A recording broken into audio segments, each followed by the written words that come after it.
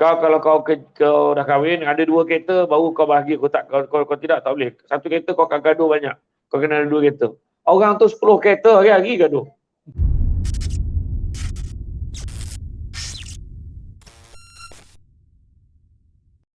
كل محدثة بدعة وكل بدعة ضلالة وكل ضلالة في النار أو كما قال النبي صلى الله عليه وسلم. Pertama sekali yang dikasihi Al-Fadil Datuk Ira Haji Muhammad Faizal Zainul,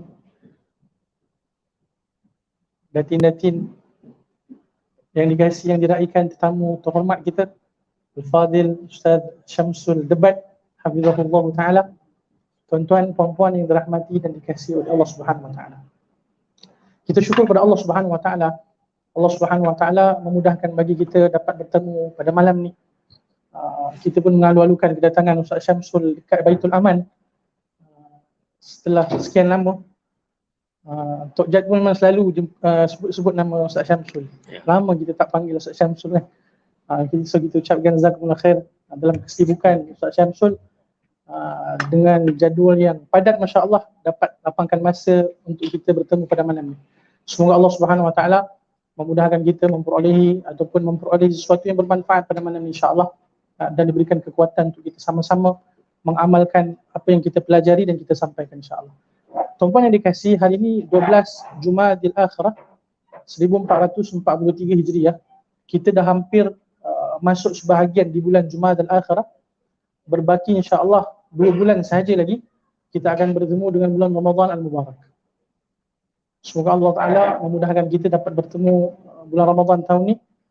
Pada masa yang sama dipermudahkan dapat beramal salih di dalam, insya-Allah. Hadirin tuan-tuan puan-puan, topik kita seperti mana biasa, apabila kita jemput Ustaz Syamsul, kita akan membicarakan berkaitan dengan keluarga sakinah, insya-Allah. Dan kita nak kongsikan perkongsian berkaitan dengan nasihat-nasihat yang bermanfaat untuk rumah tangga kita. Pastinya tak kala kita mendirikan rumah tangga ni tuan-puan, kita mendambakan keluarga yang sakinah, insya-Allah kan, rahmah. Dan umumnya apabila perkahwinan itu kita katakan dijalinkan, umumnya semua ingin ataupun mengimpikan til jannah kan. Kalau dulu kita katakan tuan-puan, orang kata apa setelah berkahwin tu, doakanlah sehingga ke akhir hayat. Kini dah alhamdulillah dah satu bentuk perubahan, Ustaz kan, alhamdulillah, yang sangat positif. Semuanya umumnya akan mendoakan kita ataupun meminta kita doa, semoga Allah Ta'ala mudahkan perkahwinan kami til jannah, insya-Allah. Sebagai mukadimah ya tuan-tuan, kita persilakan tetamu kita Ustaz Syamsul untuk memberikan sedikit sebanyak nasihat, insya-Allah, berkaitan dengan keluarga sakinah, insya-Allah. Silakan Ustaz. A'udzubillahi minasyaitonir rajim. Bismillahirrahmanirrahim. Assalamualaikum warahmatullahi wabarakatuh. Alhamdulillahilladzi arsala rasulahu bil huda wa dinil haqqi liyuzhirahu ala dini kullihi walau karihal kafirun walau karihal musyrikun walau karihal muslimun. Subhanaka la ilma lana illa ma 'allamtana innaka antal alimul hakim. Rabbi shrah li sadri wa yassir li amri wahlul 'uqdatam min lisani yafqahu qawli. Alhamdulillah, syukur kepada Allah SWT. Segala puji bagi Allah Tuhan sekalian alam. Salam dan salam ke atas junjungan besar Nabi Muhammad sallallahu alaihi wasallam. Terima kasih banyak diucapkan kepada Ustaz Sulaiman Nubah pada hari ini. Seperti biasa, dia memulakan acara kita pada malam ini dengan sangat, orang kata, sangat beradab lah, orang kata kan. Dia tak lekang dengan puji-pujian yang diberikan tu kan. Tapi betul lah apa yang disentuhkan tadi tentang bagaimanakah kekeluargaan kita pada hari ini sebenarnya ialah dalam kita nak mencapai keluarga sakinah. Tak ada siapa yang kahwin dia kata kita doakan semoga kau bahagia dalam seminggu 2, tak ada. Tak ada orang cakap mudah-mudahan bahagialah sampai at least 2 tahun lah. Tak ada, orang semua yang sebut tadi akhir hayat til jannah ada. Sampai til jannah, sampai ke syurga dia doakan. Mana kata kalau kita tengok tu tak ada orang yang mengharapkan benda yang tak baik. Tetapi dalam perkahwinan dia merupakan satu bentuk ruang yang baru. Ruang yang baru, kalau sebelum ni hidup bujang dah ada ujian. Sini tak cukup, apa tak cukup. Nak beli TV pun kongsi dengan member-member bujang. Kongsi dengan member-member bujang pun bergaduh. Aku bukan tengok TV sangat pun, bergaduh. Yang paling best sekali, yang tak tengok TV sangat tu pun pindah, dia bawa TV tu. Yang kawan-kawan tak masa, contohlah. Ada juga proses nak merapatkan hubungan. Sebab sebelum ni, sebelum dia berkahwin, dalam proses kenal mengenal tu, yang tak elok semua tak keluar. Tapi dalam 2-3 tahun pertama, dia dah mula dah fasa yang pertama tu, dia cuba nak kenal mengenal. Kemudian sampai satu fasa mengandung. Itu pun dalam tempoh mengandung 9 bulan tu pun ada macam-macam perangai. Ada yang bergaduh lagi teruk pada waktu mengandung. Kemudian lepas melahirkan satu hal lagi. Fasa nak menunggu anak itu membesar. Dan sampailah anak itu sudah mula memahami. Jadi, itu sebabnya kalau kita tengok hubungan kekeluargaan ni bukan satu perkara yang aku jangan dengar cakap Ustaz Sulaiman tu, jangan dengar cakap Samsul Bab, kau dengar cakap Ustaz ni. Jangan dengar cakap Ustaz. Tak, dia bukan isu tu. Isu dia adalah perhubungan ini adalah satu perkara yang kompleks dan complicated. Tetapi semua perkara yang complicated dalam dunia ni, rupa-rupanya Allah dah readykan jawapan. Yang itulah yang Nabi sebut, setelah ketiadaanku nanti, aku tinggalkan kalian dengan dua perkara, dan seandainya kalian berpegang kepada kedua-duanya, nescaya kalian tidak akan tersesat selama-lamanya. Itulah Al-Quran dan Sunnah. Dan kita kena faham bahawa bahagianya keluarga bukan berdasarkan apa yang kita sebut dekat orang. Contoh, kau kerja gaji kau 5,000 ke atas, okeylah keluarga kau. Macam tu. Dia pula letak ukuran kalau 5,000 ke atas. Kalau kau dah kahwin, ada 2 kereta, baru kau bahagia. Kau tidak, tak boleh. 1 kereta kau akan gaduh banyak. Kau kena ada 2 kereta. Orang tu 10 kereta hari-hari gaduh. Kan? Ada pula cakap tu, kalau kahwin kan, at least kau dah ada 5 anak, dah stable dah tu. Dah tak ada lelaki kau nak cari lain dah. Tak ada bini kau buat perangai dah. Tak, dia bukan itu. Dia bukan itu, sebab itulah kita sebenarnya kena sedar apa juga yang kita ada, dan kalaupun kita tak ada, semuanya dengan izin Allah. Inilah yang kita nak beritahu. Itu sebab ada orang cakap, dulu orang heboh kan, masa PKP, sebelum PKP tu, abang ni sibuk sangat, kerja. Cubalah sekali-sekala duduk rumah, spend masa dengan kita orang ni. Sekali Allah izinkan, spend masa, berbulan-bulan duduk kat rumah. Lagi teruk. Kan? Tak, berbulan-bulan dulu, lepas tu PKPB. Kan, boleh keluar-keluar sekejap, lari-lari kan. Lagi teruk bergaduh rupanya. Kadar perceraian meningkat mendadak dalam tempoh PKP. Banyak peneraan berlaku. Apa puncanya jadi begitu? Maknanya nak bagi tahu, dia kebahagiaan, sakinah, mawaddah, warahmah ni bukannya didasarkan kepada jangkaan manusia tu tak. Contohlah kan, kalau kita main golf lah, main golf kita tap, kita masukkan bola dalam tu kan. Masuk tu kan, dia kata dalam keadaan biasa kita akan masuk bola tu. Itu garanti masuk tak? Tangan manusia ni dia boleh terkeluceh dekat 9. Tak masuk pula, walaupun itu jarak yang mustahil dia tak masuk. Contoh. Kan?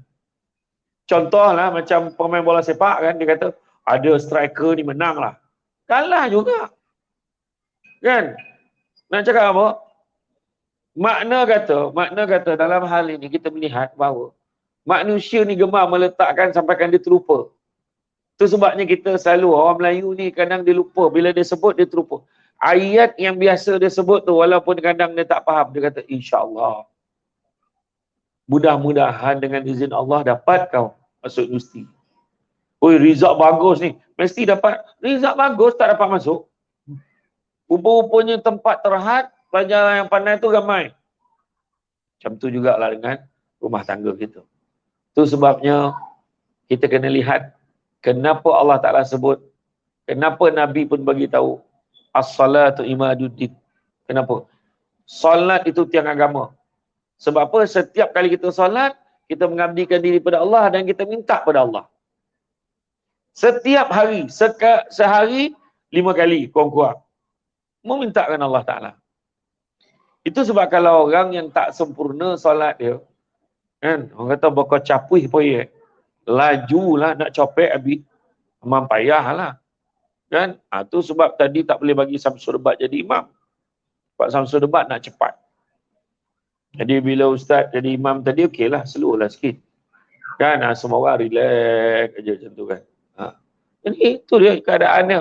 Setiap kali tu kita doa. Doa inilah adalah senjata bagi kita semua sebenarnya. Doa inilah senjata. Dalam kitab Mukasyafatul Qulub digambarkan bagaimana seorang lelaki ni, dia kata dia rindu dengan sahabat dia. Seorang lelaki ni dia rindu dengan sahabat dia. Dia kata, ya Allah, aku rindu dengan sahabat aku. Sahabat dia dah meninggal. Ya Allah, kau temukanlah aku dengan sahabat aku tu, ya Allah, walaupun dalam mimpi aku nak sangat.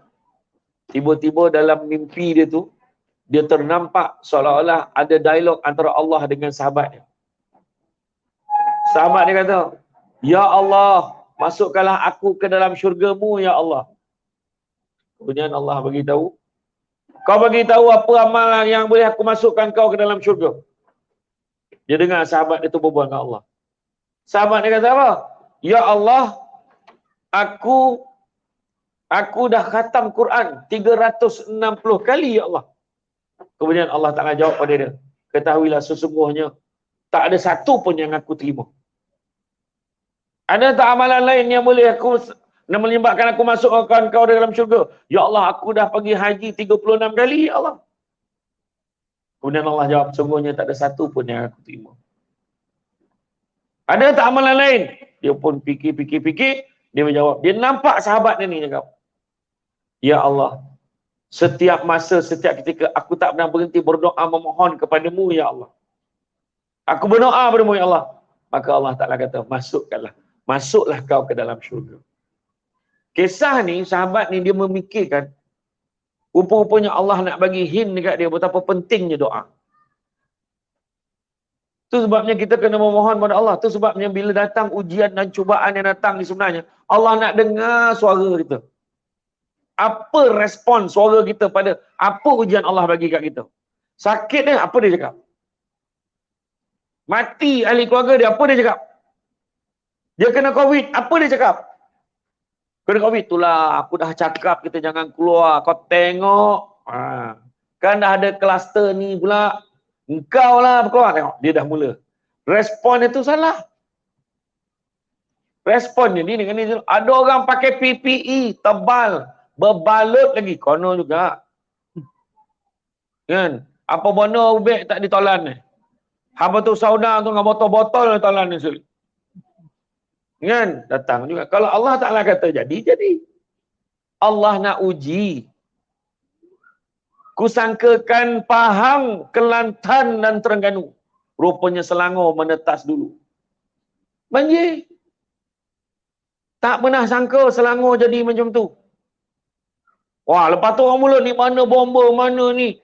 Mana APMM dia kata. Kata pertahanan awam mana? Dia kata. Mana ni? Semua marah. Mungut. Pocah masuk pasaraya. Tak boleh lah. Bonang ambil keperluan. Yang pocah mesin ATM tu tak faham. Kan? Tak kisahlah. Tapi makna kata Allah nak tengok respon kita. Dan kalau kita tak bersuara, Allah Maha mengetahui apa yang ada dalam hati kita. Itu sebabnya pentingnya respon kita ni Allah uji kita sebab Allah nak tengok apa respon balas kita. Allah uji kita ni suruh sabar, macam saya dalam kuliah saya sebelum ni saya kata, sabar ni ada 3.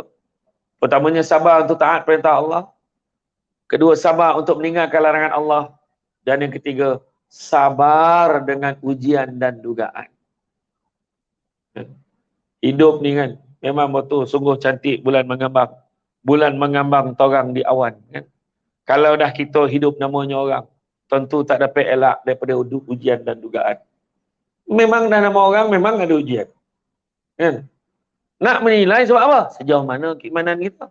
Budak-budak tu cakap, budak tu pandai. Ya ke pandai? Kena uji dulu. Ujian exam dia berapa? Kalau exam dia fail, dia cakap dia pandai. Kan? Macam itulah kiranya. Jadi, dah begitu jugalah dengan suami isteri. Nak diuji solid tak solidnya kasih sayang. Solid ni ibarat tin biskut tu isi pasir, kotak tu tak bunyi. Macam tu. Tapi kalau tong tu kosong, tong, tong, teng. Banyak lagi nak kena isi tu. Sebab belum cukup solid kasih sayang tu. Ayat solid ni bawa tu kan. Solid molid kasih sayang dia.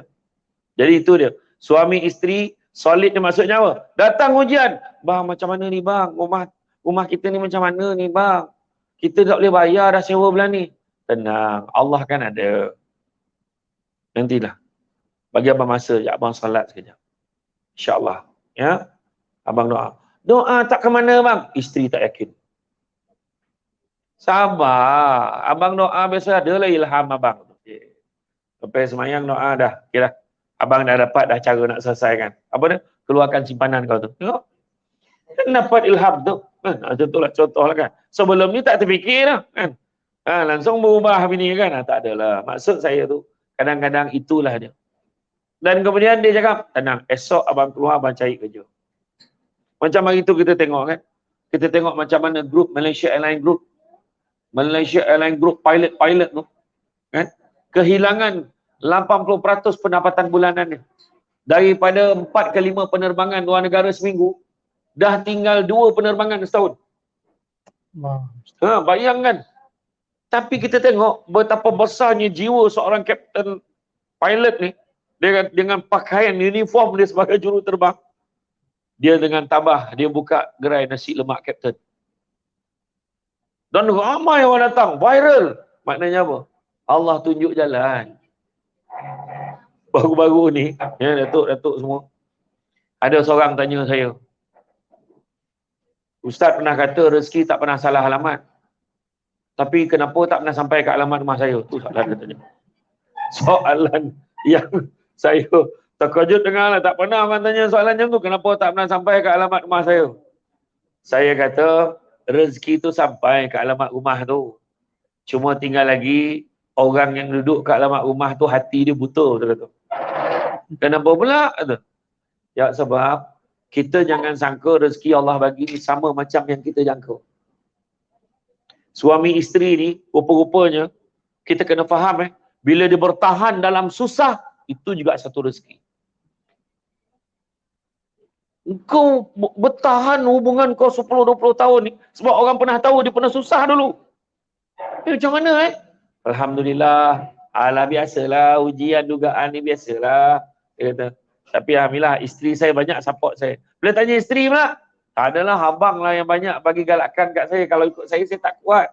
Sebenarnya inilah yang disebut oleh orang-orang kat Baitul Aman. Dalam bahasa Jawa tu iaitu reciprocal process. Makna proses lengkap melengkapi antara satu dengan yang lain. Jadi, untuk itu yang first ni nak beritahu, apa-apa pun kita kena ingat segala-galanya kebergantungan kita sebenarnya adalah kepada Allah SWT, termasuklah dalam memakmurkan hubungan perkahwinan kita. Wallahu a'lam.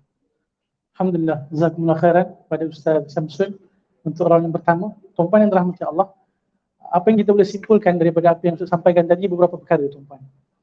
Pertama sekali, tak dapat tidak dalam agama ni, dalam rumah tangga ni, kita kena usahakan untuk hidupkan amalan agama. Bukan setakat kita beragama tuan-puan, tapi pada masa yang sama kita kena hidupkan dengan amalan agama.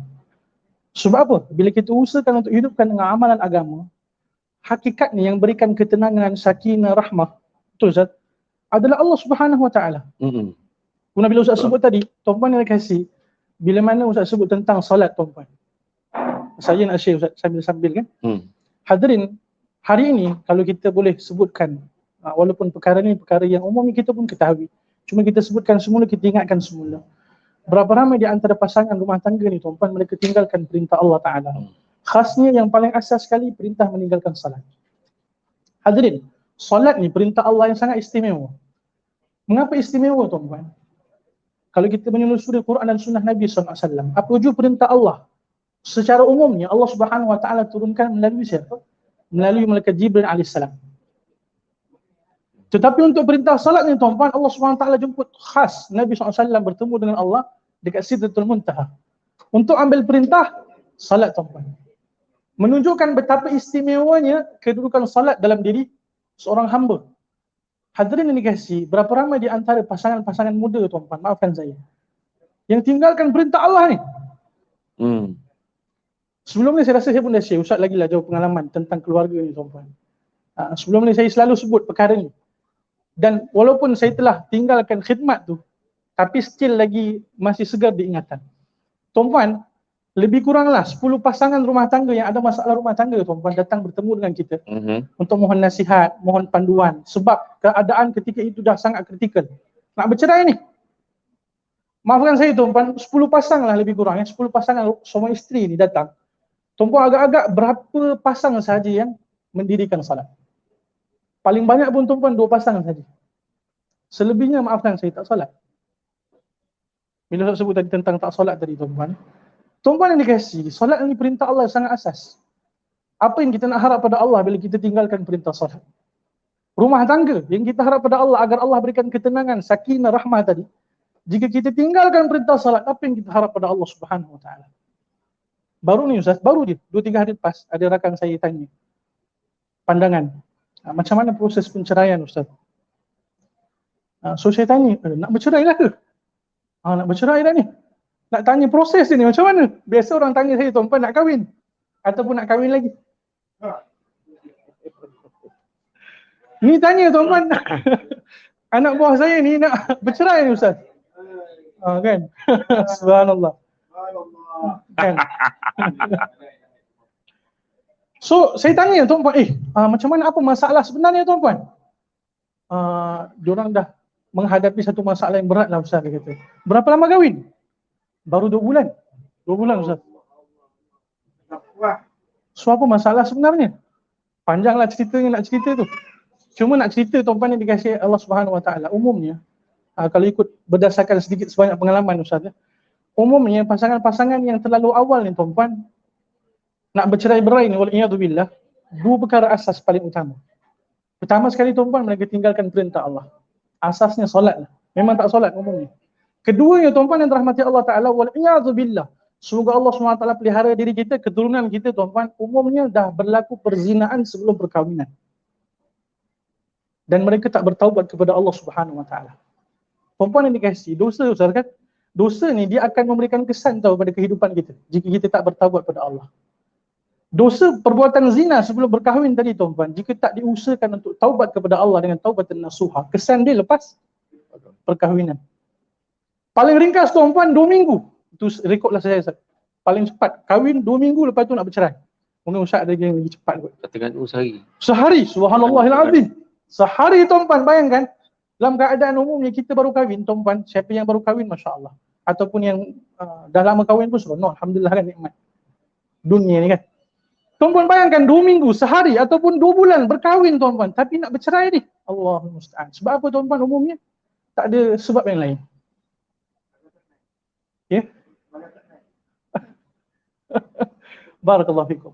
Ala kulli hal hadirin yang dirahmati Allah SWT, itu di antara beberapa perkara yang Ustaz Syamsul sebutkan tadi, peringatan yang sangat bermanfaat untuk kita tuan-tuan. Apatah lagi bukan setakat bahagian perintah-perintah Allah kita kena usahakan, tapi macam mana untuk kita ada kekuatan untuk saling bantu-membantu dalam rumah tangga. Sabar tuan-tuan yang dirahmati Allah kan, menghadapi kesusahan. Nak sabar ni tuan-tuan, nak ada kekuatan jiwa ni, nak dapat daripada mana kekuatan jiwa nak sabar ni tuan-tuan? Tak ada jalan lain tuan-tuan. Dalam ketaatan kepada Allah Subhanahu Wa Taala. Cuma saya ada baru ni, saja nak tanya terus untuk round kedua lah. Ada satu status dekat page tuan-tuan, page Facebook. Menarik. Bila saya baca dengan isteri saya, ngam-ngam saya pun maklumkan saya ada forum dengan Ustaz Syamsul ni. So isteri saya pun kata, apa lagi bang? Tanyalah Ustaz Syamsul. Tuan-tuan, ada satu perkongsian dekat page kisah rumah tangga tuan-tuan ni. Menarik tau, bila saya baca pun saya rasa, tertarik ni, kena tanya Ustaz ni. Saya baca, rikaskan tuan-tuan ni. Salam admin, mohon hide nama saya. Suami saya ada buat pinjaman peribadi dalam 40k untuk buat rumah. Gaji dia dalam 1,800 sebulan. So setiap kali untuk rumah tu akan tolak 1,000 lah. So baki 800. So gaji saya pula dia kata 4,000. So disebabkan rumah tu ada, so baki gaji suami saya 800. So banyak perkara belanja rumah ni saya lah yang kena tanggung.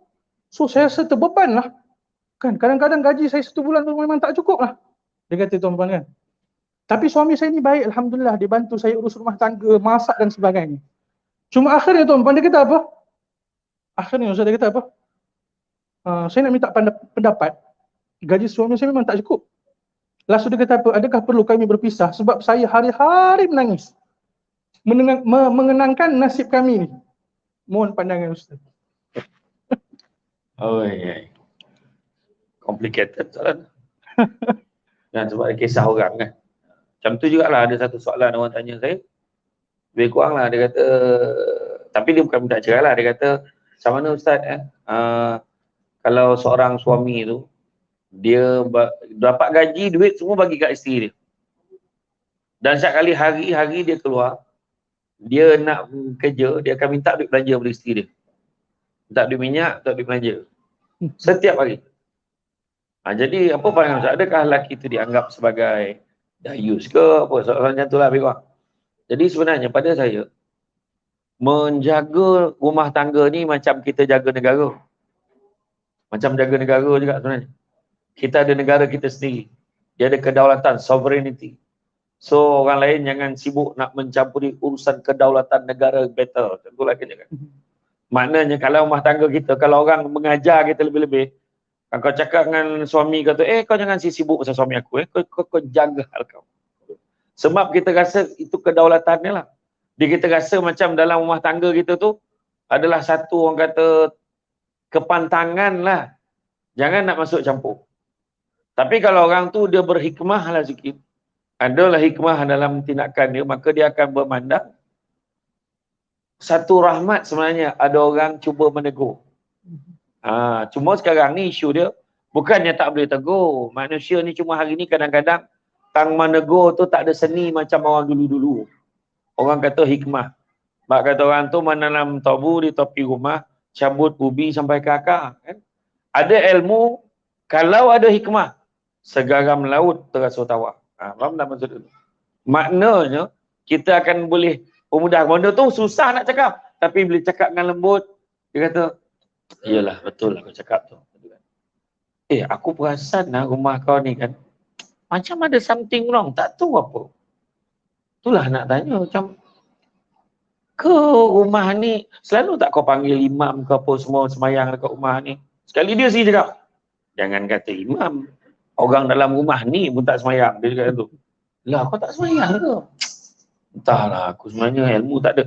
Cara dia bertanya tu dia tak direct. Rumah ni aku rasa orang tak semayang ni. Kau sekapir semua ni dalam rumah, cakap macam tu. Jangan cakap macam tu. Macam tu juga dengan isu ni tadi sebenarnya.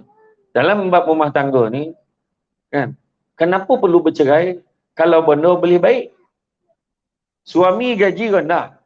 Saya yakin bukannya masa kahwin tu kau hilang ingatan sampai kau tak tahu laki kau tu gaji 1,800. Kau koma kau masa kahwin tu. Betul kau jaga, lah apa gaji kau 1,800? Kan? Mana kita dah tahu daripada awal. Kan? Susah senang kita bersama bang. Kan? Saya sanggup, tak kisahlah. Walaupun gaji saya 4,000. Cuma abang kena ingat tau. No. Tentu kan. Walaupun gaji abang 1,800, abang tetap wajib bagi nafkah kat saya. Sikit cara sikit. Betul. Itu yang ramai ambil ringan. Saya bukan tak nak bagi nafkah kat dia. Buat apa saya bagi, gaji dia dah tinggi. Jangan macam tu. Orang lelaki kena bagi nafkah. Walaupun gaji isteri dia 20,000. Dan gaji dia hanya dalam RM500 seminit. Kan? Jadi, tak maksud itu memang tinggilah gaji kan.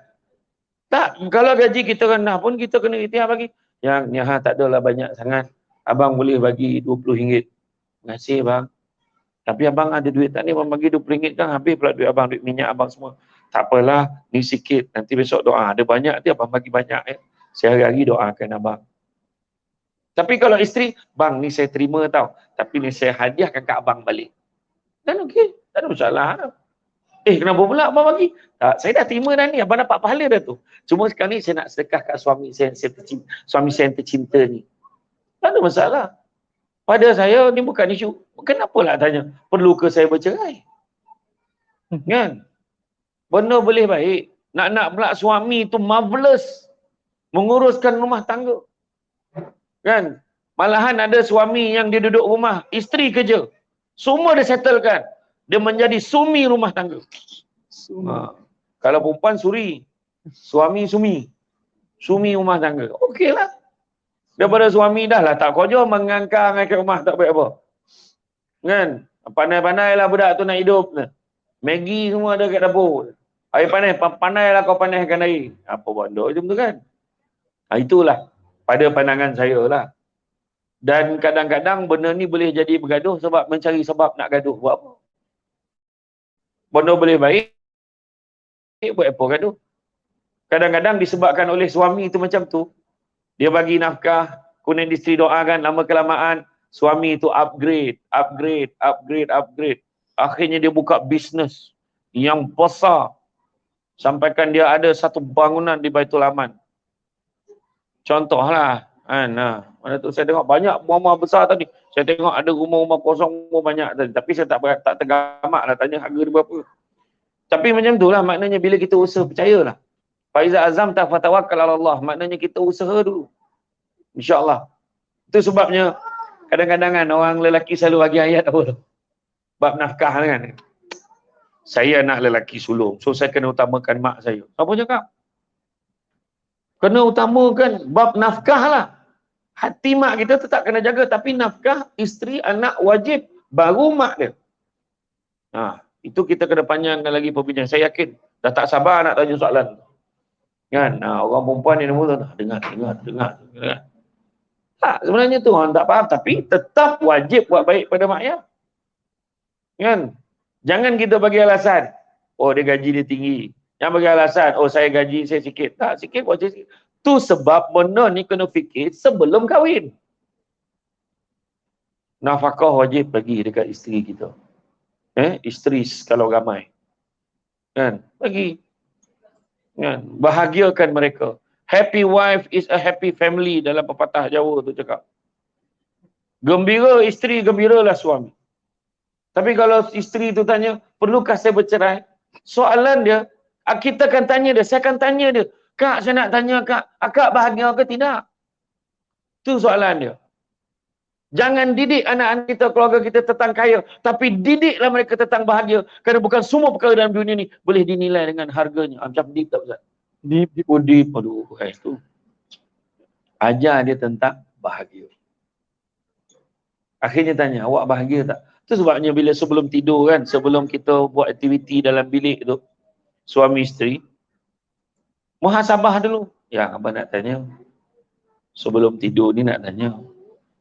Yang bahagia tak duduk dengan abang, hidup dengan abang? Abang, saya rasa okey je. Abang janganlah risau. Abang tengok saya pun abang tahu. Dia cakap kan, makin lebar. Lalu dia tak jawab tu. Dia kata apa? Abang kena kahwin-kahwin dah. Logik juga tu kan. Kan. Yalah, tapi kena tanyalah tu. Makna kalau isteri dia tak ada tu, nak buat macam mana? Kahwin-kahwin dah kan. Makna kata, ada yang belum fulfill. Kena bagi sampai dia cakap, abang, saya rasa bertuah Allah temukan saya dengan abang. Macam tu. Itu KPI yang lelaki kena cari. Kan? KPI yang orang lelaki kena cari. InsyaAllah. Jadi orang perempuan pula janganlah pula saja letak standard tu tinggi lah lagi kan. Bagilah masa saya fikirkan dulu. Kan. Awak bahagia tak dengan saya? Tengoklah dulu. Bagi saya masa dah seminggu saya bagi jawapan. Kan. Lebih-lebih pula ada kan. Sebenarnya itulah sebab bila persoalan macam tu timbul, itulah kalau macam tu, kalau saya rasa tak bahagia dengan abang minta maaf. Salah silap abang manalah tahu. Esok pagi abang tak bernyawa lagi. Abang jangan macam tu bang, saya okey je. Lain macam pula abang cakap. Janganlah bang, jangan macam tu. Saya belum puas lagi menikmati kasih sayang dan cinta bersama dengan abang. Macam tu lah. Macam tu lah ayat dia kan. Saya bagi skrip supaya sempat salin tak? Macam tu kan. Tak pakai ayat tu kan. Contohlah. Jadi mana kata ni sebenarnya. Sebab saya pernah tengok saya pernah tengok dekat satu Suami dia tukang kebun sekolah. Isterinya pengetua sekolah yang sama. Dan suami cakap dengan isteri dia. Dia cakap, dekat sekolah, kau jangan layan aku macam suami kau. Kau kena profesional, layan aku ni macam pekerja kau betul-betul tukang kebun sekolah, kau buat macam tukang kebun. Dekat rumah, aku suami kau. Faham? Faham banget. Dekat sekolah memang orang tak perasan tu suami dia. Mat, pasu tu sini, Mat. Sini. Ini susun. Angkatlah sikit. Dia memang dia buat betul. Dan bila balik, suami dia bawa jaket tukang kebun tu kan. Dia tu ambil, sangkut kan. Bang, saya minta maaf tadi soal. Tak adalah, okey. Dan dia bahagia sampai ke akhir hayat. Sebab itu berasaskan persetujuan bersama. Itu sebabnya konsep dalam rumah tangga ni kena banyak musyawarah. Ambil kira kepentingan pasangan masing-masing. Kita kena tahu apa Swiss. Swiss apa tau? Tekan Swiss ni menyala. Maknanya dia tahu dah apa yang suami itu sensitif, jangan buat. Apa yang isteri itu sensitif, jangan cakap. Benda tu sepatutnya kena tahu. Bukannya kita asyik-asyik mengungkit benda-benda yang sama. Kan? Hidup kita ni sementara. Dalam kesementaraan itu, isilah dengan perkara-perkara yang indah. Kalau kita tengok Nabi dengan isteri-isteri Nabi. Apa isteri-isteri Nabi tak pernah mengajuk ke? Mengajuk. Tak pernah ke tunjuk perasaan? Pernah. Sampai hompeh pinggan, pam, terbarai pinggan tu. Berkecai. Tapi Nabi buat apa? Adakah Nabi macam kita? Kau faham? Senyap-senyap. Kau nak pecah ni, muka ni pecahkan. Adakah Nabi buat macam tu? Tak. Nabi pergi kutip sampai bila anak-anak dia tanya, kenapa wahai ibuku? Nabi sambil tersenyum dan mengutip bila-bila pinggan yang berderai tadi.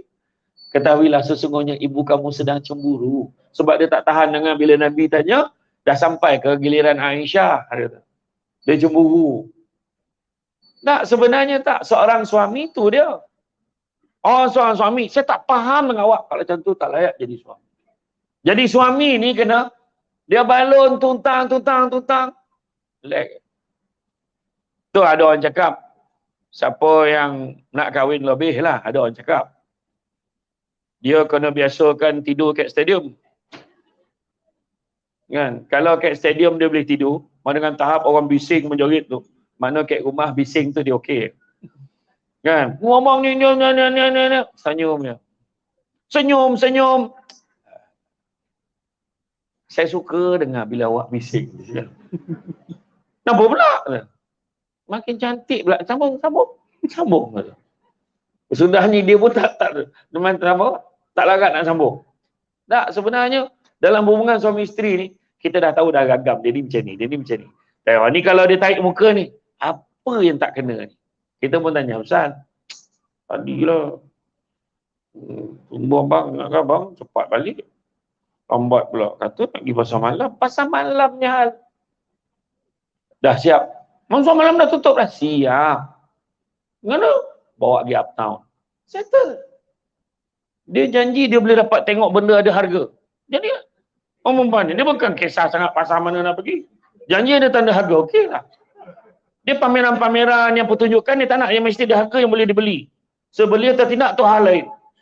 Nampak tak? Yang faham tak? Cara golak tu betul. Kan?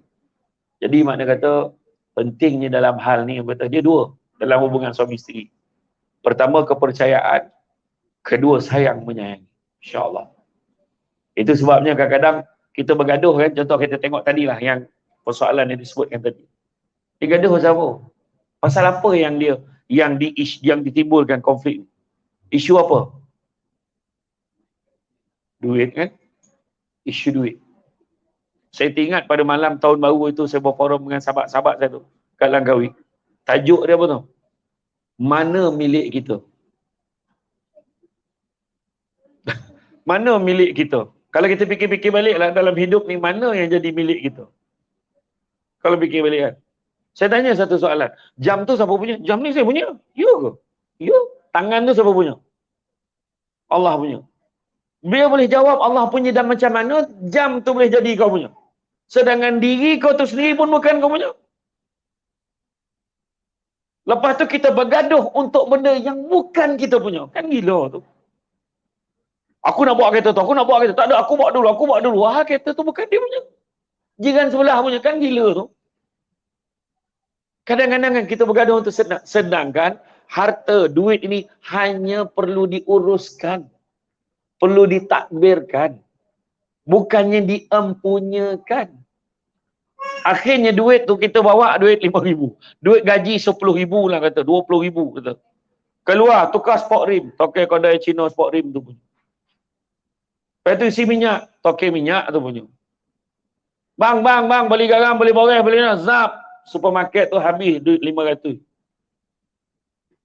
Kan? Akhirnya yang mana satu kita punya? Yang kita menyumbang, yang kita bersedekah, yang kita bagi dekat orang untuk manfaat, yang dapat pahala. Itu yang kita punya.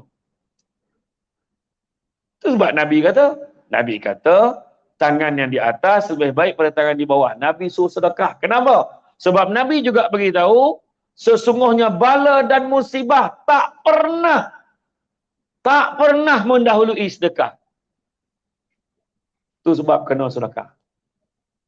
Tak dapat sedekah, sedekah ni pula tak semestinya duit. Senyum sedekah. Malam ni ada makan, sedekah. Sedekah. Saya dah mula terbau dah. Bila makanan dah siap, makruh ceramah lama Ustaz. Tu kena faham. Kan?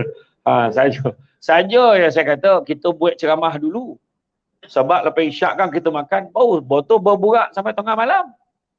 Ini makan makin lama makin borek. Nak masuk dengan ceramah pun dah contoh kek kursi tu. Eloklah tu kita apa dulu kan. Tapi betul, sebenarnya mana milik kita? Kalau kita fikir macam tu kan, tentu kita tak akan kisah sangat. Kan? Bang, lawa kereta kau. Alah, bukan bawa mati pun. Terus cakap tu habis. Orang tak ada cakap apa pun. Lawa bini kau, lawa suami, handsomenya suami kau, handsome suami, lawa bini berapa lama? Berapa lama kan? Akhirnya cukuplah dia cantik di mata kita. Sudahlah. Iya.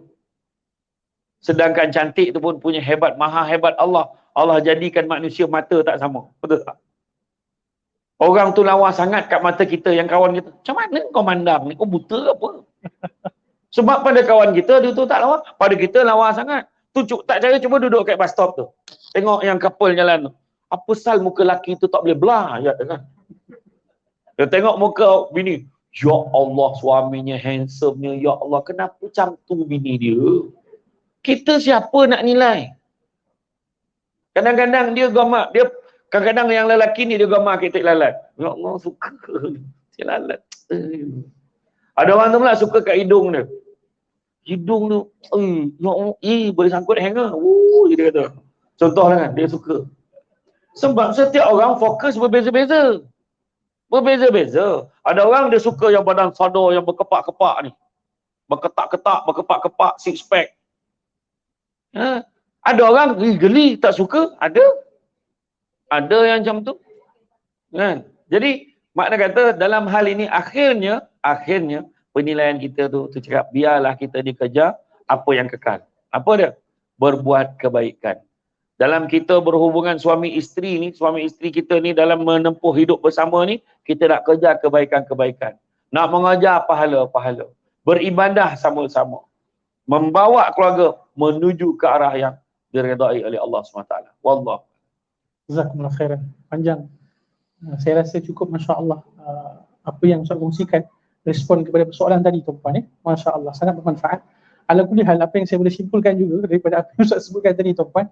Kalau tuan-tuan boleh tengok gelas ni, cawan ni kan, apa yang tuan-tuan boleh tengok? Gelas ni ada setengah air kan? Setengah isi ke setengah kosong? Tuan-tuan, boleh respon? 1, 2, setengah isi ke setengah kosong? Siapa kata setengah isi? Siapa kata setengah kosong? Baik, barakallahu fikum. Ni saya hanya menukilkan perkataan guru saya tuan-tuan, jangan kecil hati ya. Siapa yang anggap setengah isi, insya-Allah taala kehidupan dia akan dalam keadaan mudah, harmoni insya-Allah. Tapi yang pandang pada kosong tu bukanlah maksud tak bahagia tuan-tuan ya, tak. Masing-masing ada pandangan masing-masing kan. Cuma Kalau kita pandang pada isi dia tuan-tuan, setengah isi tadi, maknanya apa? Apa yang nak disampaikan daripada setengah isi, setengah kosong tadi adalah apa jua bentuk keadaan dalam rumah tangga kita tuan-tuan, pasti ada kebaikan pada pasangan kita. Apa tadi kita hidup dengan mereka dalam tempoh yang mungkin agak lama tuan-tuan. Yang mana macam Ustaz sebutkan tadi, yang paling penting macam mana pasangan kita tu tuan-tuan yang dikasih cantik pada pandangan mata kita. Sebab kecantikan tu akan hilang. Siapa yang muda terus tuan-tuan? Tidak ada manusia yang muda terus, melainkan penduduk syurga Allah Ta'ala. Dekat syurga Allah tak ada orang tua tuan-tuan, semuanya muda saja. Kan? Ala kulli hal dalam kehidupan kita berumah tangga ni, macam Ustaz boleh sebutkan tadi, saya simpulkan hadirin, kita kena memandang pada yang positif, kita kena pandang kebaikan. Jangan kita pandang yang kekurangan tadi. Sebab apa? Kita pun ada kekurangan, pasangan kita pun ada kekurangan. Maka kita maklumilah dan kita usahakan untuk saling melengkapi antara kedua ni. Macam tadi kan Ustaz, dia pandang negatif je. Kan? Dia pandang apa abang ni gaji tak cukup. Tapi dia tak pandang positif yang macam Ustaz sebut tadi. Suami idaman isteri. Kan? Mengurus rumah tuan-tuan. Suami mengurus rumah tangga, ya salam. Mana nak cari suami macam tu? Tak ramai yang mampu untuk urus rumah tangga suami ni. Kan kebiasaannya isteri hadirin. Macam-macam keadaan. Ala kulli hal, kita kena pandang pada kebaikan. Pandang pada sisi yang positif. InsyaAllah Allah Subhanahu Wa Taala akan berkati kehidupan kita, rumah tangga kita sehingga ke syurga Allah. Last sekali Ustaz. Ini memang persoalan yang memang saya nak tanya secara peribadi. Kalaulah pasangan kita ada buat kesilapan. Umumnya kita katakan suami kita ataupun isteri kita langgar perintah Allah. Dan kita memang rasa tu memang salah masalah. Contoh. So apa kaedah yang terbaik kepada seorang suami dan juga kepada seorang isteri untuk menegur kesalahan tadi? Barakallahu fiik. Tentang sebelum yang soalan Ustaz ni, dia tentang melakukan kesalahan ni, suami isteri dua-dua melakukan kesalahan. Kita tak lari pada buat salah dan silap. Dan orang lelaki, dia kecenderungannya adalah dia tak suka memanjang-manjangkan kesalahan. Sampai satu tahap orang lelaki, okey saya salah. Dah tak payahlah cerita lagi. Abang mengaku salah. Okey, kita move on. Tapi ada setengah perempuan tu tak, kita kena bincang juga. Kata. Kan? Kasih settle. Kata. Sebenarnya lagi dipanjangkan, lagi tak settle sebenarnya. Yang best tu orang lelaki, dia bukan salah dia pun dia, macam ni lah, okey lah, macam ni lah. Tak payah banyak cerita, abang salah, okey? Abang minta maaf. That's all. Cukup. Sampai orang perempuan pula dia lain, bukan perempuan sini lah, tempat lain. Orang perempuan pula, okey lah bang, saya ngaku, ini memang salah saya. Tapi abang tahu kan kenapa saya buat salah? Sudah, nak kaitkan juga dengan orang lelaki tu, nampak tak? Tapi bila sebut tentang kesalahan, kita kena sedar satu perkara. Nabi sebut, sungguhnya manusia itu berdosa, dan sebaik-baik manusia berdosa itu bertaubat pada Allah. Yang ni ayat yang kita kena pegang. Macam tu juga dalam hubungan suami isteri. Cuma sebagai seorang suami, dia menjadi nakhoda, kapten, ketua kepada sebuah kapal keluarga ni, bahtera keluarga bahagia ni. Dia kena bersedia, kena ingat semua kesalahan-kesalahan yang dilakukan oleh ahli-ahli keluarganya itu adalah di bawah tanggungjawab dia sebagai seorang suami, sebab bawah radar dia. Kewajipannya adalah menegur. Soalannya bukan hanya menegur, tapi bagaimana kaedah kita menegur. Itu sebab pentingnya saya sebut tadi, kena hikmah. Kena ada adab. Dalam keluarga kena ada adab. Dengan anak pun. Kenapa anak boleh berdendam? Contoh kita ambil isu ni lah. Isu yang masjid semalam yang mengoyorkan budak tu. Dalam video tu. Akhirnya, tak ada siapa pun dalam Malaysia yang bersetuju kecuali orang yang mengerjakan budak tu je yang setuju. Tak, kita tahu dia buat salah. Tapi perlukah dirakamkan? Kau dah lah rakam, kau kerjakan budak tu. Kau malukan budak tu, kau bagi pula kat polis. Kan? Apa tujuan kau sebenarnya? Tak pasal-pasal jadi fitnah pada agama. Salah, itulah teruk betul orang Islam. Macam ni rupanya orang Islam ni cara dia mengajar hukum orang. Nampak tak? Sedangkan Islam ni indah. Boleh je tanya budak tu dulu. Ataupun kalau nak buat pun budak tu macam tu, nak takut-takutkan budak tu, tak adalah sampai. Ini yang berserban pula lagi teruk pada yang lain, apa pasal? Kan? Itu antaranya lah. Kenapa? Apa isu? Itu saya bukan nak isu pasal kekerasan yang dibuat apa semua. Isu yang saya nak tekankan hari ini, dalam negara kita sekarang ni ada satu isu yang sangat besar. Termasuk dalam keluarga. Termasuk hubungan ibu dan anak. Termasuk hubungan anak-anak dengan guru-guru mereka. Isu masyarakat, jiran dengan jiran. Isunya adalah sekarang ni negara-negara kita sedang berhadapan dengan krisis adab. Adab itu sebenarnya. Macam tadi kan nak menegur isteri. Boleh tak tegur isteri? Tapi boleh tak dengan penuh beradab? Abang ni bukan apa, abang pun taklah pandai sangat. Tapi abang rasa keluarga kita ni bermasalah ni. Kenapa bang? Cuba kita ingat balik. Bila last kita dengan anak-anak semua salat sama-sama? Bila cakap macam tu, maknanya dia menyalahkan diri dia juga. Jadi isteri tu rasa, abang ni salah saya kot. Tak. Itu sebab abang cakap kita ni dalam keluarga kita ni ada masalah. Menegur biar dengan hikmah. Itu sebab kata dalam bab adab ni orang kata nak cari pokok berbuah, pucuk elobek, dahan berdaun. Kalau nak jadi insan bertuah, duduknya beradab, tagak bersantun. Itu sebab Imam Malik kata apa? Biar ilmu sikit, tapi jangan tak ada adab. Apa sebab? Sebab saya kalau kita pergi kan, kita tengok orang budak-budak muda, kalau dia, Assalamualaikum pakcik sehat, kita langsung tanya, siapa budak ni? Elok sangat budi bahasanya budak ni. Kan? Pakcik dah makan belum? Kalau belum, jomlah kita makan. Nampak tak? Kita budak ni. Anak siapa? Alah anak ni lah. Terus tanya anak siapa sebab ada. Contoh saya, Tok Faizul dengan Ustaz tengah duduk kat satu warung. Kita lepak bertiga. Tiba-tiba lalu anak dara seorang. Tumpang lalu abang panggil. Langsung saya tanya, Tok anak siapa tu? Kita tak tanya dia kerja apa. Kita tak tanya gaji dia berapa. Kita tak tanya dia naik kereta apa. Terus tanya anak siapa. Anak siapa tu? Sebab adab. Tapi kalau tengah duduk Ustaz bertiga ni, tiba-tiba ada seorang datang. Woi, dia kata. Nak tanya sikit. Kenal tak Ustaz Sulaiman Nubak? Mana satu? Kalau pun ada Ustaz Sulaiman tu kata, entah kau pergi tanya orang lain. Kita tak tahu. Sebab apa? Sebab adab. Adab. Orang tua-tua dulu ni bab adab. Macam mana nak meminang tu. Punyalah dia punya kias tu sebelum nak sampai pertajuk tu kan. Sampai kau tuan rumah tu dah mengeletek-ngeletek nyawa dah tu macam mana lah dia terima. Saya setuju tu kan. Terus setuju. Sebab tak tahan lah. Maka dia punya budi bahasa tu baik sangat. Nampak? Iya. Macam tu jugalah dengan suami isteri ni. Cakap elok-elok. Maka isteri tak terasa pun. Alamak, malunya saya lah ni buat salah ni. Tak ada lah. Tapi kan, lauk sekarang ni sedap lah. Sedap, tapi abang rasa mesti ada binatang kat dapur. Kenapa pula? Mungkin dia terlanggar garam maknanya jadi masin lauk hari ni. Ya Allah, ya ke bang? Dia kata, Mak. Tak ada lah, tak ada mana binatang tu. Saya lah binatang tu, dia kata. Janganlah macam tu. Nampak tak? Sekali-sekala balik cakap dengan isteri ya. Dah cukup. Kesian abang tengok. Basuh pinggan tu sangat dah pergi. Pergi masuk dalam mandi siap. Biar abang basuh. Abang sambung basuh. Suami yang perkasa tadi. Yang hebat tadi CEO kat pejabat dia sambung basuh pinggan. Steady betul. Walaupun tu lah sekali dalam tempoh 365 hari. Tapi isteri akan kenang. Suami tolong basuh pinggan. Dia kan ingat. Ya. Ni ambil ni. Pergi dekat spa muslimah tu abang dah booking lah.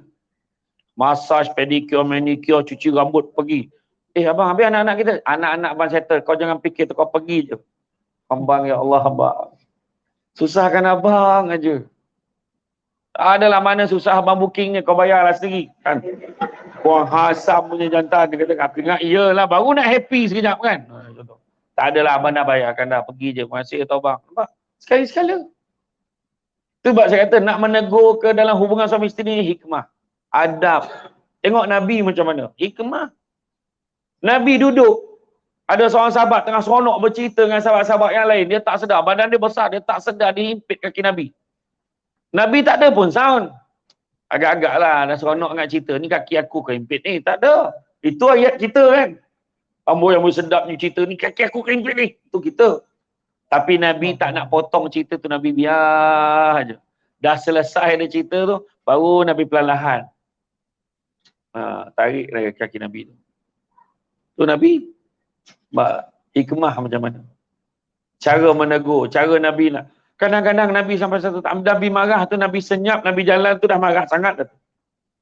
Sampai Nabi tak bagi salam tu makna marah sangat dah. Kita selagi penampar tak sampai kat muka, kita tak tahu orang tu marah kat kita. Tiba keluarlah dia, sikit paut katanya, balik katanya. Tu je. Macam tu jugalah dalam suami isteri ni. Orang kata tu sebab orang tu dulu banyak bagi peribahasa kan. Tarik rambut dalam topung. Rambut tak putih, topung tak berselerak. Maknanya memang teliti dan cermat. Dalam bab perhubungan ni ada apa-apa juga perkara yang kita buat. Macam tu juga suami isteri. Janganlah sikit, ceraikan saya. Hantar sebalik mamak saya tak kira. Dia kata, sabar. Tarik rambut dalam, rambut. Kata. Tak mahu dia dengar. Kan? Tapi kena juga. Sebagai seorang suami, kita sebagai nakhoda kapal, kita kena berhikmah dalam hal tu. Kena tegur isteri kita. Sebab suami ni bukannya dayus disebabkan oleh dia takut pada bini dia.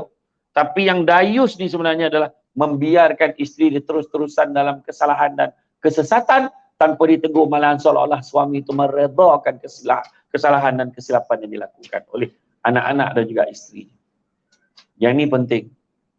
Tu sebabnya kalau kita tengok kan, ujian-ujian yang datang kepada masyarakat, kepada negara kita, pada seluruh dunia hari ini sebenarnya, itu satu signal Allah bagi kat kita.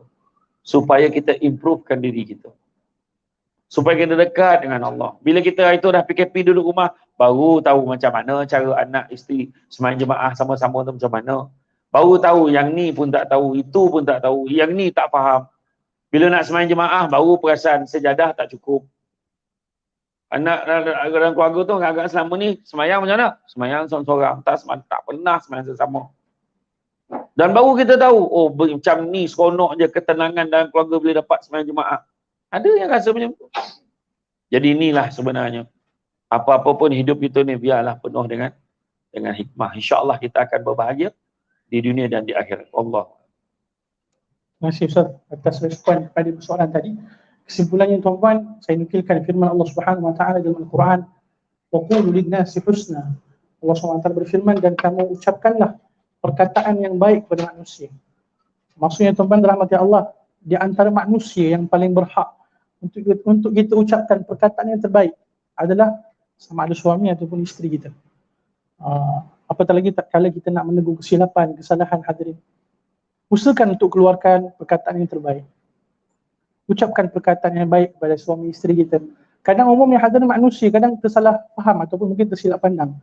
Untuk orang lain, dia akan cari perkataan yang terbaik. Nak berkomunikasi, dia akan pilih perkataan supaya apa? Jangan sampai orang lain tu terasa hati, merajuk dan sebagainya. Tapi untuk pasangan mereka, sama ada suami ataupun isteri tu pun tak apalah. Pandai-pandailah nanti kan, baik sendirian secara umumnya. Ala kulli hal hadirin sangat penting. Macam Ustaz sebutkan tadi, kita usahakan untuk nasihat dengan baik, perkataan yang hikmah. Semoga Allah Subhanahu wa taala memberkati kehidupan kita suami isteri, alhamdulillah, insya-Allah. Baik. Akhirnya tuan-tuan, kita buka kepada persoalan. Beberapa persoalan daripada audiens. Silakan, jangan malu dan segan. Tafadhali. Silakan tuan-tuan. Mikrofon. Malu pakai mic pun tak apa. Kali kedua ni tuan-tuan takkan malu lagi. Ahlan wa sahlan. Silakan. Nak lapar je. Dah lapar. Sila. InsyaAllah. Ada persoalan ke? Nak tanya? Puan-puan? Silakan. Silakan. Bukan mudah ni kita nak jemput Ustaz Syamsul ni tuan-puan ni. Biasa kita tengok live je dekat IG, dekat Facebook. Ni depan mata tuan-puan. Jangan lepaskan peluang, masya-Allah. Silakan. Kalau tak saya nak tanya soalan. Takkan saya je tanya tuan-puan ni. Boleh je. Silakan. Mewakili kan. Ahlan. Sila. Baik Ustaz. Satu soalan lagi Ustaz. Soalan ni baru saja berlaku. Saya pun nak respon tu saya tunggu jawapan daripada Ustaz lah. Nanti saya respon balik kepada penanya. Berkait dengan apa yang saya sebutkan tadi, ada di antara anak buah rakan saya dia nak bercerai. Kan, kesalahan dia tu, kesalahan suami dia tadi adalah keluar bersama perempuan lain dalam tempoh 2 bulan. Maknanya apa? Si isteri tadi mengetahui suami dia ada perempuan lain. So isteri dia memang tak boleh terima. So apa solusi kita untuk kedua pasangan? Silakan. Pertama-tamanya saya baru bagi semalam 5 cara untuk mempertahankan kerukunan rumah tangga. Dan nombor 1 sekali adalah bersangka baik. 1 kali bersangka baik. Dalam rumah tangga ni kena sangka baik. Pertama, sangka baik pada apa je yang Allah bagi kat kita. Kalau saya lah jadi perempuan tu, saya sangka ni mungkin nenek saudara dia yang kita tak pernah jumpa. Jadi dia rasa seronok sangat jumpa kan dia. Cara gelak tu memang tak percaya lah tu. Kan? Tak, pada saya satu je lah. Apa-apa pun, kita kena ambil je benefit of the doubt tu, maksudnya, kita kena bagi juga ruang sikit. Walaupun kita kecewa, walaupun kita marah, kita kena faham. Yang menyebabkan kita kecewa dan rumah tangga dan marah ni adalah bisikan daripada syaitan yang memang seronok kalau kita ambil keputusan untuk terus tak boleh terima. Dah cukuplah nak hancurkan rumah tangga ni dah. Itu satu pesta kejayaan pada syaitan dan iblis sebenarnya. Yang memang nak tengok rumah tangga anak-anak Adam ni berpecah-pecah ni. Dia seronok. Jadi paling tidak kena tinggalkan satu ruang untuk penjelasan. Pada saya dia kena tanya suami dia, bang saya dah tahu dalam beberapa bulan ni dan beberapa 2 bulan ni abang ada keluar dengan perempuan lain. Saya sebenarnya tak suka dengar cakap-cakap orang. Saya nak dengar dari mulut abang sendiri. Siapa perempuan tu? Boleh tak abang explain dekat saya? Lah, perempuan mana pula? Kata muda-muda, tu nenek saudara belah mak abang. Ataupun sebenarnya tu memang sekarang ni kan staff baru yang abang cerita tu. Memang abang rapat dengan dia, hari-hari keluar dengan dia, betul. Malahan kita kalau minum air kelapa tu memang sampaikan bersilang stroke. Wah, dia selak cerita dulu. Macam lain macam cerita kan. Tak, maksud dia bagi dia explain. Sebenarnya itu isteri abang. Masa bila? Kenapa saya tak tahu? Lah, lupa ke? Masa tu kan yang sayang koma 3 bulan tu. Contohlah. Tak adalah. Kena explain. Kena explain. Bagi dia ruang penjelasan. Abang minta maaf, abang buat salah sebenarnya. Sebenarnya masa tu dah cerita. Dan kemudian baru kita buat penilaian. Jangan hukum dulu. Bila kita hukum, kita takkan bagi peluang dekat orang untuk explain. Mana ada kita ni kalau nak jadi seorang hakim yang baik, kita kena bagi peluang semua pihak untuk mengutarakan hujah masing-masing. Baru jatuh hukum. Ni belum apa dah, ni tak ada, ni tak boleh, aku tak boleh terima, tak nak dengar. Jangan macam tu. Benda ni berlaku di semua tempat, kecuali di Baitul Aman ni lah. Berlaku di banyak tempat. So kita kena bagi ruang. Sebab rumah tangga ni kalau boleh kita tak nak hidup sehari dua. Sampai ke hujung, sampai ke akhir nyawa tu, kalau boleh nak mengakhirkan nyawa itu dalam keadaan yang terbaik. Husnul khatimah ni, dengan tak ada masalah dengan orang. Khususnya suami isteri. Kan? Cukup-cukuplah. Kan? Kadang-kadang ni memang betul banyak sangat. Nak pula sekarang ni zaman viral. Kan? Orang pula share. Suami ni tengah, ni kawan ni, apa khabar? Sehat? So macam mana sekarang? Dia tanya dekat IG ni. Cuba share sikit. Sekarang kami berada dekat restoran ni. Dia nampak dekat belah sana tu macam ada seorang perempuan dekat belah sana. Wahal tu kawannya ni bergaduh ni. Seminggu gaduh. Bagi peluang pada suami memberi penjelasan. InsyaAllah. Suami sentiasa ada penjelasan untuk itu. Suami sentiasa ada penjelasan. Aku dah kena marah lah dengan perempuan mak. Bagilah peluang. Explain dulu. Jangan hukum dulu. Kan? Orang lelaki pun sama. Jangan tu hukum isteri. Tanya si abang nampak awak ni, bagi penjelasan. Sebenarnya dua-dua sama. Macam saya kata, ingat tak dalam kuliah yang lepas saya kata, kita ada 5 kunci. Kunci kelima tu kunci spare. Suami dia kunci, isteri dia kunci, dan anak dia kunci. Maka mainkan peranan masing-masing. Supaya kita buat keputusan tu dengan matang dan bukannya terburu-buru dan tergesa-gesa. Itu penting. Saya pun tak tahu kesudahan cerita tu. Sebab saya tak dengar lagi penjelasan suami ni. Itu sebab macam tu lah jawapan saya boleh bagi dekat Ustaz Sulaiman. Maknanya macam mana pun tetap kena pesan dia supaya kalaupun lah nanti memang betul lah benda tu, worst come to worst tu memang betul lah benda tu, ada berlakunya perselingkuhan ataupun kecurangan di sana. Seperti mana dalam drama Takluk Cintaku. Ya. Betul ke tajuk tu? Salah. Rasa macam tu lah. Saya tak tengok kat drama, tahu tajuk je. Jadi, mana kata at least kita dah bagi peluang untuk dengar. Banyak sangat berlaku perceraian ni. Bergaduh, tak boleh terima. Lepas 5-6 tahun baru dapat tahu. Bang, saya minta maaf tau, saya baru tahu. Rupanya benda tu macam ni rupanya. Suami pun sama, dah cerai-cerai baru tahu. Lah, macam tu rupanya. Tu dia. Jadi apa-apa pun pesanan saya tak ambil kisah sangatlah tentang keputusan dia tu. Tapi sebelum ambil keputusan tu, proses kita nak capai keputusan terbaik, biarlah setelah kita memberi peluang untuk pasangan masing-masing memberikan penjelasan. Wallah. Satu. Tadi Ustaz cakap kerukunan perkahwinan tu ada 5. Betul satu je. Saya bagi 1, yang lagi 4 kena panggil lagi. Maknanya kena bulan 4 pula kan. Dia ada banyak lagi. Satu lagi dia banyak musyawarah. Satu lagi. Adalah 5. Semalam saya bagi, yang saya ingat nombor 1 tu. Yang paling penting nombor 1 tu sangka baik. Nombor 1 bersangka baik ni, termasuk sangka baik dengan Allah. Kenapa aku kena dapat ujian macam ni? Selalu orang dia cakap tuan, kenapalah aku dapat lelaki macam ni?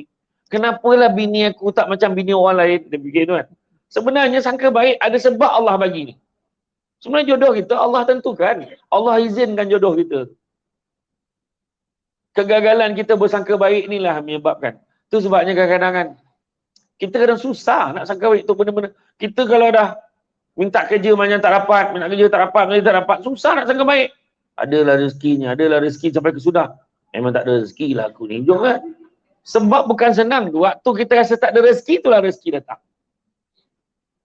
Apa-apa pun, hidup manusia ni sebenarnya semua kena reflect daripada apa yang kita buat. Kadang-kadang kan kita marah dekat isteri kita. Kan? Tapi rupanya kita tengok balik, aku ni pun bukannya baik sangat. Kadang-kadang isteri marah suami, aku ni pun banyak juga teruknya perangai aku ni. Aku pun tak jaga suami aku elok. Contohlah. Kadang-kadang kita muhasabah diri bukan untuk kita share kat orang. Tapi dalam muhasabah diri kita tu kan kita nampak, aduh, aku pun bukanlah elok sangat. Saya nak bawa ada satu kisah. Ada seorang tua ni. Panjang jadi. Ada seorang ni dia gemar menuntut ilmu tau. Dia nak menuntut ilmu, dia nak cari ilmu. Kat mana aku nak cari orang yang pandai ni? Mana aku nak. Dia memang suka menuntut ilmu. Tapi dia dengar ada seorang orang tua ni, biang bijaksana ni ada kat atas gunung. Dia kata kalau contoh aku nak pergi jumpa orang tua. Dia nak jumpa orang tua kat gunung ni. Bayangkan berhari-hari, berminggu-minggu dia berjalan tu. Naik bukit, turun bukit, masuk hutan berluka payah. Kan laut, berenang, menyelam sampailah dia naik ke atas tu.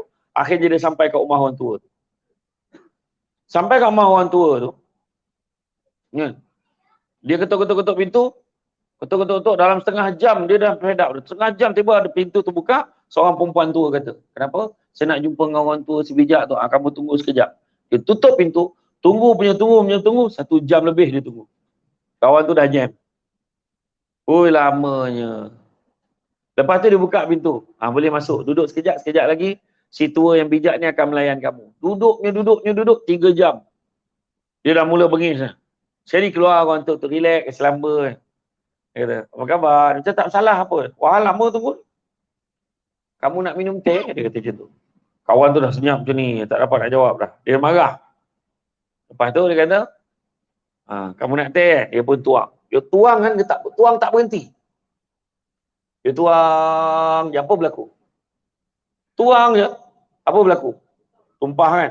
Melempah, lepas tu dia mengelak. Gila ke apa dia marah? Lepas tu orang tua ni kata apa? Macam ni, awak keluar dulu daripada rumah ni, awak duduk kat luar sekejap, awak fikir. Kenapa kita jumpa balik? Orang tua yang bijak ni kata. Lepas tu bila dia keluar, dia benung, dia fikir-fikir apa tau? Dia dapat pengajaran satu benda. Aku dah susah payah menyelam naik bukit tu bukit apa semua, berendam apa semua. Akhirnya masuk hutan belantara, akhirnya jumpa dengan dia. Takkanlah 3-4 jam ni aku tak boleh sabar sebab aku yang nak ilmu dia. Dia kata gitu. Dia fikir macam tu. Maknanya, mesej nak bagi tahu kadang kita ni dah bersama dalam rumah tangga ni berpuluh-puluh tahun. Tapi sebabkan satu isu kita tak settlekan betul-betul, kita sanggup rosakkan semua. Habis hancur jahanam, semua tak elok dah. Kadang-kadang. Tak adalah jasa suami tu. Isteri tu tak elok semua. Isteri tak pandai masak, isteri tak pandai layan. Semua alasan keburukan dikeluarkan. Sedangkan kebaikan, macam Ustaz sebut tadi lah, separuh penuh dengan separuh kosong tadi. Dan orang tua bijak tu, bila dia masuk balik, dia panggil apa? Itulah aku rasa pengajaran kau nak beritahu aku ni kena sabar. Kalau aku boleh tahan ni, tak, bukan itu dia kata. Oh, tu pula cakap. Sebenarnya aku nak beritahu macam mana dekat dalam cawan ni kita isi. Kalau kita isi lebih, akhirnya melempah nak beritahu. Cawan ni tak boleh tampung semua benda. Dia ada tahap, dia contoh juga kita manusia. Kadang-kadang ada tahap yang kita boleh tanggung, ada tahap yang kita boleh tahan. Tapi bila tak boleh tahan tu, kongsilah dengan orang lain. Itu. Jadi apa nak beritahu kadang hidup kita ni kadang kita kena check balik. Apa kelemahan kita? Apa kekurangan kita? Kita gemar menuding jari kelemahan orang tapi kita lupa tengok kelemahan diri kita sendiri. Nak pula dalam rumah tangga. Sebenarnya, yang menjadikan rumah tangga kita hebat adalah apabila kita saling menyempurnakan. Saling menyempurnakan. Itu sebenarnya. Dan kita jangan lupa, Allah Ta'ala dah pesan dalam Quran. Qul ya ibadiyallazina asrafu ala anfusihim.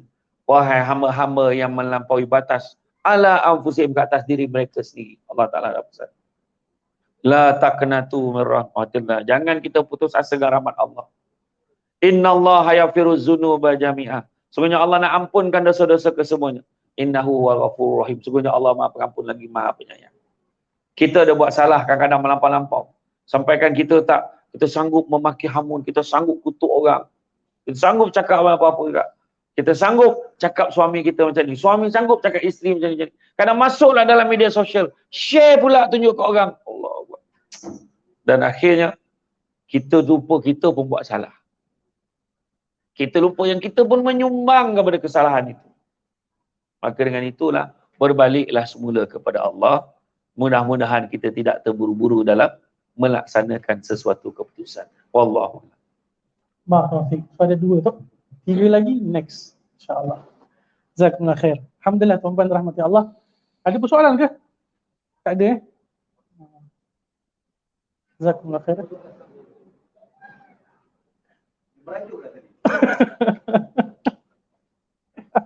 Baik, jazakumullah khairan. Terima kasih tuan-tuan.